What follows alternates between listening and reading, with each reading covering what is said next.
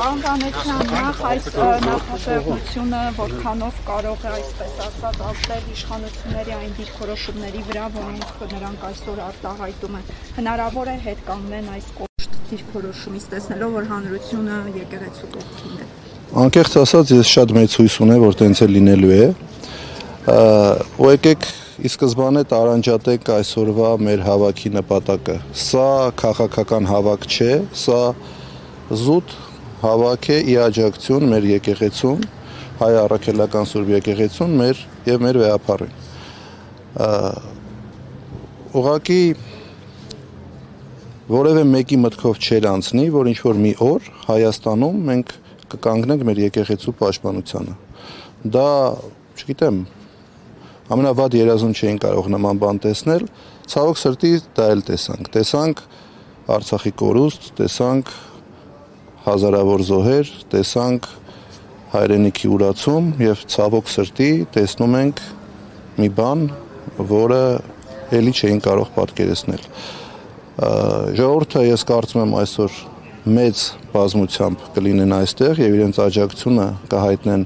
հայ առաքելական Սուրբ եկեղեցուն եւ վեհապարին եւ իշխանությունները նաեւ կտեսնեն, որ եկեղեցին ունի իր հետևորդները, իր նվիրալները եւ իր պաշտպանները։ Փաշինյանն իրեն համարում է եկեղեցու հավատարիմ հետևորդը, ավելին խումբ է ձևավորելու մասին հայտարարություն է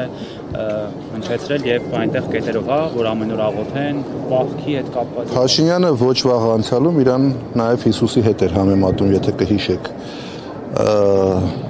Նման համեմատություններ անող մարդուն մեկնաբանելը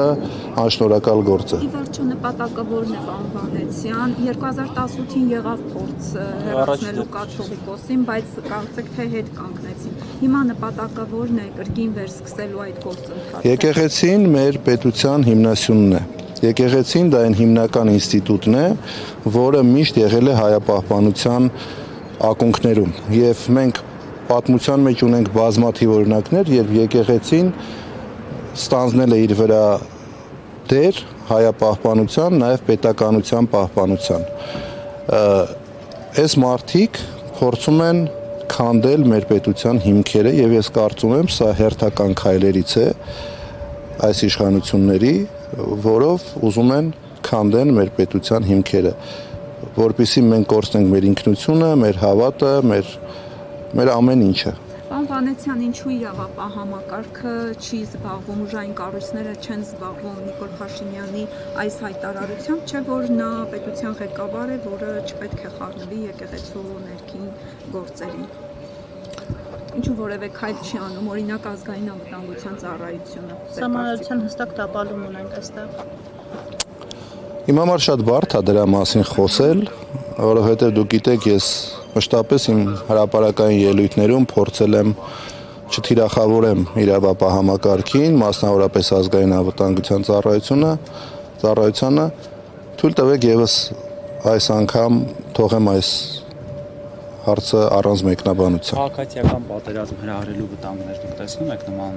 Նման վտանգներ իհարկե կարող են լինել, բայց ես կարծում եմ, որ բոլորը ողջամիտ կգտնվեն եւ նման քայլի չեն գնա։ Ես շատ շնորհակալ եմ, եկեք մի քիչ սպասենք թող բոլորը գան, անպայման էլի կզրուցենք։ Շատ շնորհակալություն։